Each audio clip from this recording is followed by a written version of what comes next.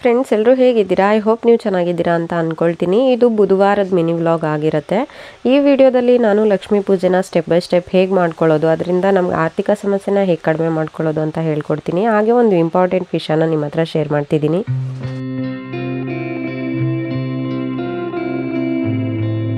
ನನ್ನ ದಿನ ಮನಿ ಪ್ಲ್ಯಾಂಟಿಂದ ಸ್ಟಾರ್ಟ್ ಆಗುತ್ತೆ. ಇವತ್ತು ಪೂಜೆ ಮಾಡಬೇಕು ಅಂತ ಬೆಳಿಗ್ಗೆನೇ ಎದ್ದು ಗುಡಿಸಿ ಒರೆಸಿ ಸ್ನಾನ ಮಾಡ್ಕೊಂಡು ಬಂದು ಪೂಜೆ ಮಾಡೋದಕ್ಕಿಂತ ಮುಂಚೆ ಮನಿ ಪ್ಲ್ಯಾಂಟ್ಗೆ ನೀರು ಹಾಕೋಣ ಅಂತ ಒಂದು ಸ್ಪ್ರೇ ಬಾಟ್ಲಿಗೆ ನೀರು ಹಾಕ್ಕೊಂಡು ಅದಕ್ಕೆ ಹಸಿ ಹಾಲನ್ನು ಒಂದು ಸ್ಪೂನಷ್ಟು ಆ್ಯಡ್ ಮಾಡ್ಕೊಳ್ತಾ ಇದ್ದೀನಿ.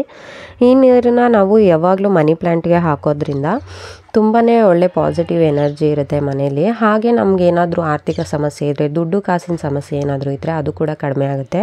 ಈ ಥರ ಡೈಲಿ ಮಾಡಬಾರ್ದು. ವಾರಕ್ಕೊಂದ್ಸರ್ತಿ ಹಾಲು ಹಾಕ್ಬಿಟ್ಟು ಈ ಥರ ನೀರು ಹಾಕೋದ್ರಿಂದ ಒಳ್ಳೆಯದು. ಇದಕ್ಕೂ ಮುಂಚೆ ನಾನು ಒಂದು ಮನಿ ಪ್ಲ್ಯಾಂಟ್ ವಿಡಿಯೋ ಹಾಕಿದ್ದೆ. ಅದರಲ್ಲಿ ಮನಿ ಪ್ಲ್ಯಾಂಟ್ ಎಷ್ಟು ಚಿಕ್ಕದಾಗಿತ್ತು ನೀವೇ ನೋಡಿರ್ತೀರ. ಇವಾಗ ನೋಡಿ ಎಷ್ಟು ದೊಡ್ಡದಾಗಿ ಬೆಳೆದಿದೆ ಅಂತ. ಅಡುಗೆ ಮನೆಯಲ್ಲಿ ನಾವು ಮನಿ ಪ್ಲ್ಯಾಂಟ್ ಇಡೋದ್ರಿಂದ ತುಂಬಾ ಒಳ್ಳೆಯದು.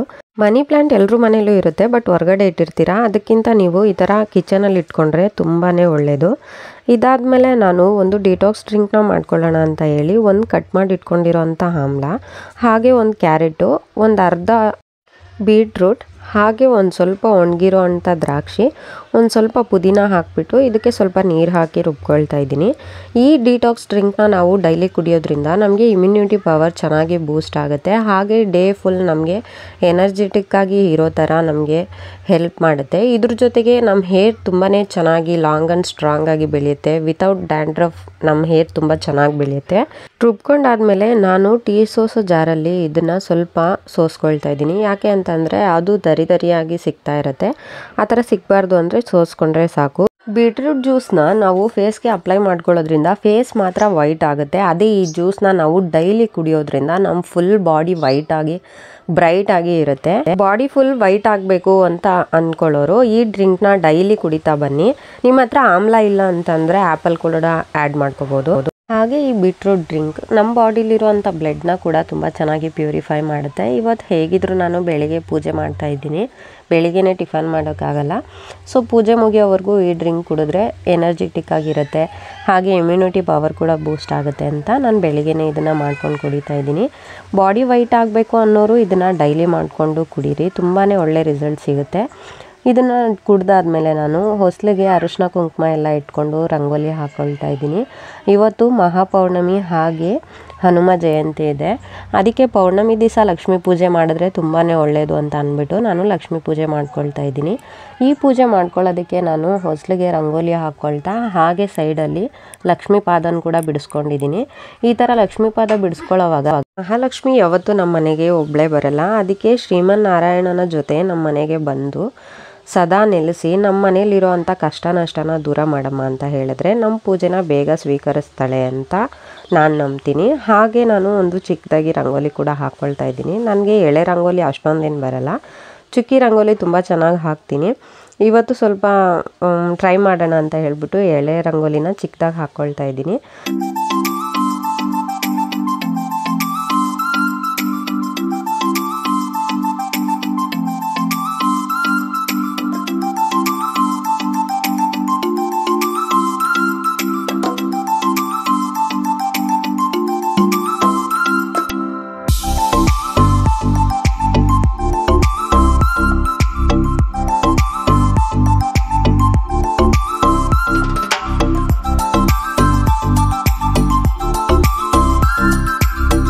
ರಂಗೋಲಿ ಎಲ್ಲ ಹಾಕಿ ಮುಗಿದು. ಇಷ್ಟ ಆಗಿದ್ರೆ ಒಂದು ಲೈಕ್ ಮಾಡಿ. ಹೂವು ಇನ್ನೂ ಬಂದಿರಲಿಲ್ಲ, ಸೊ ಅದಕ್ಕೆ ಆಮೇಲೆ ಹೂವು ಇಟ್ಕೊಳ್ಳೋಣ ಅಂತ ಹೇಳ್ಬಿಟ್ಟು ನೆಕ್ಸ್ಟು ಅರಿಶಿನ ಕುಂಕುಮನ ಹೇಗೆ ಫೋಟೋಗೆ ಮತ್ತು ಬಾಗಿಲಿಗೆ ಎಲ್ಲ ಇಟ್ಕೋಬೇಕು ಹೊಸ್ಲಿಗೆ ಅಂತ ಹೇಗೆ ಪ್ರಿಪೇರ್ ಮಾಡ್ಕೋಬೇಕು ಅಂತ ಹೇಳ್ಕೊಡ್ತೀನಿ. ಬರೀ ಅರಿಶಿನ ಕುಂಕುಮ ಇಡೋದಕ್ಕಿಂತ ಈ ಥರ ಮಾಡಿದ್ರೆ ಲಕ್ಷ್ಮಿ ಪ್ರಸನ್ನಲಾಗ್ತಾಳೆ ಅಂತ ಹೇಳ್ತಾರೆ. ಇದಕ್ಕೆ ಒಂದು ಸ್ಪೂನ್ ಅರಿಶಿನ, ಒಂದು ಪಿಂಚಷ್ಟು ಕುಂಕುಮ, 1/4 ಟೀ ಸ್ಪೂನಷ್ಟು ಗಂಧದ ಪೌಡ್ರು, ಹಾಗೆ ಪಚ್ಚ ಕರ್ಪೂರ ಒಂದು ಸ್ವಲ್ಪ ಹಾಕ್ಕೊಳ್ತಾ ಇದ್ದೀನಿ. ಇದ್ರ ಜೊತೆಗೆ ಜವಾದ್ ಪೌಡರ್ ಕೂಡ ಹಾಕ್ಕೊಳ್ತಾ ಇದ್ದೀನಿ. ಜವಾದ್ ಪೌಡರ್ ಅಂದರೆ ಗ್ರಂಥಿಗೆ ಅಂಗಡಿಲಿ ಎಲ್ಲ ಅಂಗಡಿಲೂ ಸಿಗುತ್ತೆ. ಇದು ತುಂಬ ಚೆನ್ನಾಗಿ ಸ್ಮೆಲ್ ಬರ್ತಾ ಇರುತ್ತೆ. ಇದನ್ನು ನಾವು ಅರಿಶಿನ ಕುಂಕುಮಕ್ಕಿಟ್ಟು ಫೋಟೋಗಳಿಗಿಡೋದ್ರಿಂದ ದೇವ್ರ ಮನೇಲಿ ಕೂಡ ತುಂಬ ಚೆನ್ನಾಗಿ ಸ್ಮೆಲ್ ಬರುತ್ತೆ. ಹೊಸ್ಲಿಗಿಡೋದ್ರಿಂದನೂ ಅಷ್ಟೇ ಲಕ್ಷ್ಮಿ ಬೇಗ ಮನೆಗೆ ಬರ್ತಾಳೆ ಅಂತ ಹೇಳ್ತಾರೆ. ಯಾಕೆ ಅಂದರೆ ಸುಗಂಧ ಭರಿತವಾದ ಸ್ಮೆಲ್ ಇರುವಂಥದ್ದು ಲಕ್ಷ್ಮಿಗೆ ತುಂಬಾ ಇಷ್ಟ ಅಂತ ಹೇಳ್ತಾರೆ. ಅದಕ್ಕೆ ಈ ಥರ ಮಿಕ್ಸ್ ಮಾಡಿಕೊಂಡು ಇದಕ್ಕೆ ನೀವು ರೋಸ್ ವಾಟರ್ ಕೂಡ ಆ್ಯಡ್ ಮಾಡ್ಕೊಳ್ಬಹುದು. ನಾನು ನೀರೇ ಆ್ಯಡ್ ಮಾಡ್ಕೊಳ್ತಾ ಇದ್ದೀನಿ. ರೋಸ್ ವಾಟರ್ ಹಾಕ್ಕೊಂಡ್ರೂ ಚೆನ್ನಾಗಿರುತ್ತೆ. ಹಾಗೆ ಇವತ್ತು ಪೌರ್ಣಮಿ ಆಗಿರೋದ್ರಿಂದ ಬಾಗಿಲ ಮೇಲೆ ತ್ರಿಶೂಲ, ಸ್ವಸ್ತಿಕ್ ಮತ್ತು ಓಂಕಾರನ ಬಿಡಿಸ್ಕೊಂಡ್ರೆ ತುಂಬಾ ಒಳ್ಳೆಯದು ಅಂತಾರೆ. ಈ ಥರ ನಾವು ಬರ್ಕೊಳ್ಳೋದ್ರಿಂದ ನಮ್ಮ ಮನೆಗೆ ಯಾವುದೇ ಥರ ಒಂದು ಕೆಟ್ಟ ದೃಷ್ಟಿ, ನರದೃಷ್ಟಿ ಆಗಿರಬಹುದು ಅಥವಾ ಯಾವುದಾದ್ರೂ ನೆಗೆಟಿವ್ ಎನರ್ಜಿ ಆಗಿರಬಹುದು ನಮ್ಮ ಮನೆ ಹೊಸಲು ದಾಟಿ ಒಳಗಡೆ ಬರಲ್ಲ ಅಂತ ಹೇಳ್ತಾರೆ. ಇದನ್ನು ಪೌರ್ಣಮಿಗೆ ಬಿಡಿಸ್ಕೊಂಡ್ರೆ ನೆಕ್ಸ್ಟ್ ಮತ್ತೆ ಪೌರ್ಣಮಿಗೂ ಅಮಾವಾಸ್ಯೆಗೂ ಬರ್ಕೊಳ್ಳಿ, ತುಂಬಾ ಒಳ್ಳೆಯದು. ಹಾಗೆ ಇವತ್ತು ಉಪ್ಪು ಕೂಡ ಚೇಂಜ್ ಮಾಡೋಣ ಅಂತ ಹೇಳಿಬಿಟ್ಟು ತಗೊಳ್ತಾ ಇದ್ದೀನಿ. ಪ್ರತಿ ಒಂದು ಸರ್ತಿ ಪೌರ್ಣಮಿ ಅಮಾವಾಸ್ಯೆಗೂ ನಾವು ಈ ಥರ ಉಪ್ಪನ್ನು ದೇವ್ರ ಮನೇಲಿ ಇಡೋದ್ರಿಂದ ನಮಗೆ ತುಂಬಾ ಒಳ್ಳೆಯದು. ಅಂದರೆ ಏನಾದರೂ ಸಾಲಬಾಧೆ ಇದ್ದರೆ, ಏನಾದರೂ ಮನಿ ಪ್ರಾಬ್ಲಮ್ಸ್ ಇದ್ದರೆ, ಮನೇಲಿ ಏನಾದರೂ ಟೆನ್ಷನ್ಸ್ ಇದ್ದರೆ, ಪ್ರತಿಯೊಂದು ಕೂಡ ಒಂದು ನೆಗೆಟಿವ್ ಎನರ್ಜಿ ಅನ್ನೋದು ಇರೋದೇ ಇಲ್ಲ ಮನೇಲಿ. ಇದೆಲ್ಲ ಹೋಗ್ಬಿಟ್ಟು ಪ್ರತಿಯೊಂದು ವಿಷಯದಲ್ಲೂ ಪಾಸಿಟಿವ್ ಆಗಿ ನಡೀತಾ ಇರುತ್ತೆ, ಪಾಸಿಟಿವ್ ಆಗಿ ಥಿಂಕ್ ಮಾಡ್ತಾ ಇರ್ತೀವಿ. ಇದಕ್ಕೆ ಏನು ಮಾಡಬೇಕು ಅಂತಂದರೆ, ನಾನು ಒಂದು ಉಪ್ಪಿನ ಭರಣಿನ ತೊಗೊಂಡಿದ್ದೀನಿ. ನಿಮ್ಮ ಹತ್ರ ಉಪ್ಪಿನ ಭರಣಿ ಇಲ್ಲ ಅಂತ ಅಂದರೆ ಗಾಜಿನ ಬೌಲಲ್ಲೂ ಇದನ್ನು ಇಟ್ಕೊಳ್ಬಹುದು. ಮೊದಲಿಗೆ ಅಂಗಡಿಯಿಂದ ತಂದಿರುವಂಥ ಉಪ್ಪಿನ ಪ್ಯಾಕೆಟಿಂದನೇ ನಾವು ಉಪ್ಪನ್ನು ಹಾಕ್ಕೋಬೇಕು. ಮನೇಲಿರುವಂಥ ಉಪ್ಪನ್ನು ಬಳಸಲೇಬಾರ್ದು. ಉಪ್ಪನ್ನು ಪೂರ್ತಿಯಾಗಿ ಹಾಕ್ಕೊಂಡು ಅದಕ್ಕೆ 7 ಲವಂಗ ಇಡಬೇಕು. ಲವಂಗನೂ ಅಷ್ಟೇ ಯಾವುದೇ ಕಾರಣಕ್ಕೂ ನಮಗೆ ಕಿತ್ತೋಗಿರಬಾರ್ದು, ಚೆನ್ನಾಗಿ ನೀಟಾಗಿರೋವಂಥ ಲವಂಗನ ಇಟ್ಕೋಬೇಕು. ಅದಾದಮೇಲೆ ಒಂದು ಸ್ವಲ್ಪ ಅರಿಶಿನ, ಸ್ವಲ್ಪ ಕುಂಕುಮ, ಸ್ವಲ್ಪ ಗಂಧ, ಸ್ವಲ್ಪ ಪಚ್ಚಕರ್ಪೂರ, ಹಾಗೆ ಒಂದು ಸ್ವಲ್ಪ ಜವಾದ್ ಪೌಡರ್ನು ಇದ್ರ ಮೇಲೆ ಹಾಕಿ ₹1 ಕಾಯಿನೋ ಅಥವಾ ₹5 ಕಾಯಿನೋ ಇಡ್ತಾಯಿದ್ದೀನಿ. ನೀವು ಯಾವ್ದು ಬೇಕಾದ್ರೂ ಇಟ್ಕೊಳ್ಳಿ, ₹2 ಕಾಯಿನು ಆ ಥರ ಯಾವ್ದು ಬೇಕಾದ್ರೂ ಇಟ್ಕೊಳ್ಬಹುದು. ಈ ಥರ ನಾವು ಪ್ರತಿಯೊಂದು ಪೌರ್ಣಮಿಗೋ ಅಥವಾ ಅಮಾವಾಸ್ಯೆಗೋ ನಾವು ದೇವ್ರ ಮನೇಲಿ ಈ ಥರ ಒಂದು ಉಪ್ಪಿನ ಭರಣಿನ ಮನೇಲಿ ಇಡೋದ್ರಿಂದ ದೇವ್ರ ಮನೇಲಿ ನಮಗೆ ಯಾವಾಗಲೂ ದುಡ್ಡಿನ ಸಮಸ್ಯೆ ಅನ್ನೋದು ಇರೋದೇ ಇಲ್ಲ. ಯಾವಾಗಲೂ ದುಡ್ಡು ಅನ್ನೋದು ಕೈಯಲ್ಲಿ ಇದ್ದೇ ಇರುತ್ತೆ.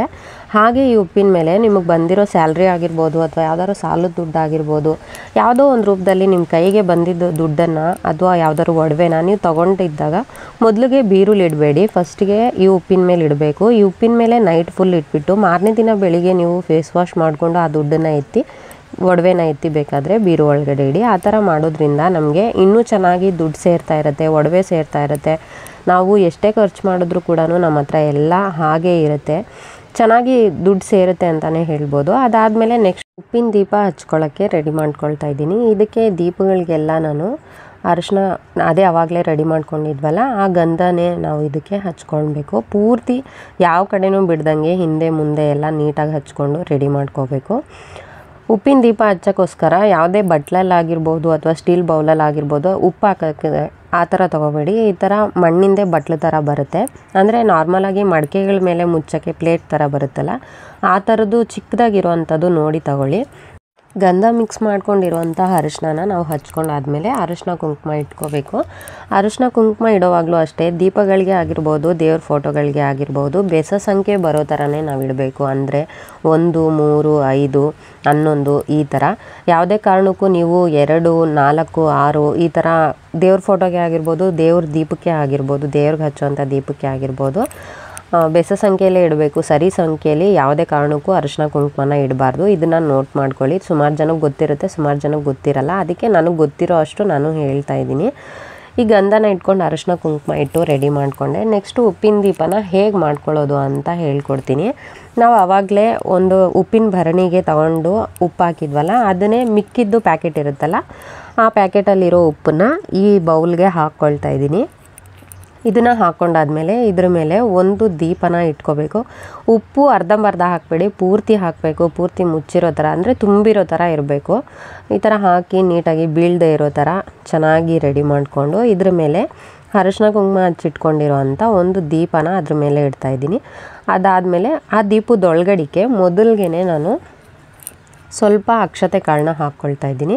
ಅದಾದಮೇಲೆ ಅದ್ರ ಮೇಲೆ ಇನ್ನೊಂದು ದೀಪನ ಇಟ್ಕೊಂಡು ಇದಕ್ಕೆ ದೀಪ ಹಚ್ಚಬೇಕು. ದೀಪ ಹಚ್ಚೋವಾಗ ತೋರಿಸ್ತೀನಿ ಹೇಗೆ ಹಚ್ಚಬೇಕು ಅಂತ ಹೇಳ್ಬಿಟ್ಟು. ಅದಾದಮೇಲೆ ದೇವ್ರ ಮನೇಲಿ ಇಡೋದಕ್ಕೋಸ್ಕರ ಒಂದು ಗ್ಲಾಸಲ್ಲಿ ನೀರು ಇಟ್ಕೊಂಡು ಅದಕ್ಕೆ ಸ್ವಲ್ಪ ಅರಿಶಿನ, ಸ್ವಲ್ಪ ಕರ್ಪೂರದ ಪೌಡರ್ ಹಾಕ್ತಾಯಿದ್ದೀನಿ, ಪಚ್ಚಕರ್ಪೂರದ ಪೌಡರು. ಈ ನೀರನ್ನು ನಾವು ದೇವ್ರ ಮನೆಯಲ್ಲಿ ಇಡೋದ್ರಿಂದ ಲಕ್ಷ್ಮಿ ತುಂಬ ಬೇಗ ಒಲಿತಾಳೆ. ಹಾಗೆ ಲಕ್ಷ್ಮಿಗೆ ತುಂಬಾ ಇಷ್ಟ ಅಂತೆ ಪಚ್ಚಕರ್ಪೂರ ಇಟ್ಟಿರೋ ಅಂಥ ನೀರನ್ನು ನಾವು ದೇವ್ರ ಮನೇಲಿ ಇಡೋದ್ರಿಂದ. ಅದರಿಂದ ಇದೂ ಅಷ್ಟೇ ನೀರು ಯಾವಾಗಲೂ ಇಡಿ. ಆದಷ್ಟು ಸಕ್ಕರೆ ನೀರು ಮತ್ತು ಈ ಥರ ಅರಶಿನ ನೀರು ಎಲ್ಲರೂ ಇಡ್ತಾರೆ. ನಾನು ಈ ಥರ ಪಚ್ಕರ್ಪೂರ ಹಾಕಿರೋ ನೀರನ್ನು ಇಡ್ತೀನಿ. ಇದಾದಮೇಲೆ ಆ ಭರಣಿನ ಕೂಡ ಇಟ್ಕೊಂಡೆ. ಆದಷ್ಟು ದೇವ್ರ ಫೋಟೋ ಪಕ್ಕದಲ್ಲೇ ಇಡೋ ಥರ ನೋಡಿ, ಅಂದರೆ ಲಕ್ಷ್ಮೀ ಫೋಟೋ ಇರುತ್ತಲ್ಲ, ಲಕ್ಷ್ಮೀ ಫೋಟೋ ಪಕ್ಕದಲ್ಲೇ ಇಡಬೇಕು. ಭರಣಿನೂ ಅಷ್ಟೇ, ದೀಪನೂ ಅಷ್ಟೇ.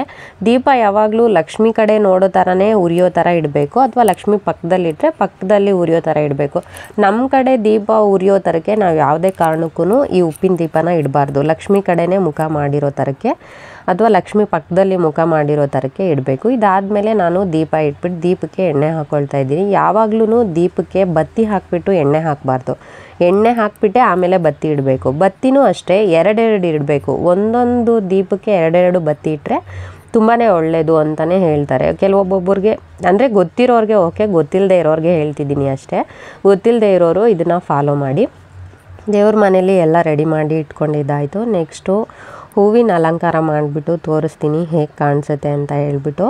ನಾನು ಹೇಳಿರೋ ಅಂಥ ಯಾವುದಾದ್ರೂ ವಿಷಯದಲ್ಲಿ ಅಂದರೆ ಏನಾದ್ರು ನನ್ನ ಮಿಸ್ಟೇಕ್ ಇದ್ದರೆ ದಯವಿಟ್ಟು ಕಾಮೆಂಟ್ ಮಾಡಿ ಹೇಳಿ, ನಾನು ಅದನ್ನು ತಿದ್ಕೊಳ್ತೀನಿ. ನನಗೆ ಗೊತ್ತಿರೋ ಮಟ್ಟಿಗೆ ಹೇಳಿದ್ದೀನಿ. ಇಷ್ಟ ಆಗಿದ್ದರೆ ಒಂದು ಲೈಕ್ ಮಾಡಿ, ಕಾಮೆಂಟ್ ಮಾಡಿ. ಹಾಗೆ ನಿಮಗೆ ಗೊತ್ತಿರೋ ಅಂಥ ಏನಾದರೂ ಟಿಪ್ಸ್ ಇದ್ದರೆ ನನಗೆ ಹೇಳಿ. ಈ ಥರ ಉಪ್ಪಿನ ದೀಪ, ಉಪ್ಪಿನ ಭರಣಿನ ನಾನು ಪೌರ್ಣಮಿಗೆ, ಅಮಾವಾಸ್ಯೆಗೆ ಮಾಡ್ತೀನಿ. ಶ್ರಾವಣ ಶುಕ್ರವಾರ ಅಂತೂ ಉಪ್ಪಿನ ದೀಪನ ಹಚ್ತೀನಿ. ಯಾಕೆ ಅಂತಂದರೆ ಆವಾಗ ಹಚ್ಚಿದ್ರೆ ಲಕ್ಷ್ಮಿಗೆ ತುಂಬಾ ಇಷ್ಟ ಅಂತ. ಪೂಜೆ ಆದಮೇಲೆ ದೇವಸ್ಥಾನಕ್ಕೆ ಹೊರಡೋಣ ಅಂತ ಹೇಳ್ಬಿಟ್ಟು ನಾನು ಚಿಕ್ಕಣ್ಣ ಸ್ವಾಮಿಗೆ ಹೊರಟ್ವಿ. ಹೋಗೋ ಅಷ್ಟೊತ್ತಿಗೆ ಲೇಟಾಗಿತ್ತು. ಜನ ಇರ್ತಾರೆ, ಇವತ್ತು ಪೌರ್ಣಮಿ ಅಂದ್ಕೊಂಡಿದ್ದೆ, ಜನ ಏನು ಅಷ್ಟೊಂದು ಇರಲಿಲ್ಲ. ನಾನು ಇವತ್ತು ದೇವಸ್ಥಾನಕ್ಕೆ ಹೋಗೋದಕ್ಕೆ ಕಾರಣ ಏನು ಅಂತ ಅಂದರೆ, ನನ್ನ ಚಾನಲ್ ಸಕ್ಸಸ್ ಆಗಿ ಮಾನಿಟೈಸ್ ಆಗಿದೆ.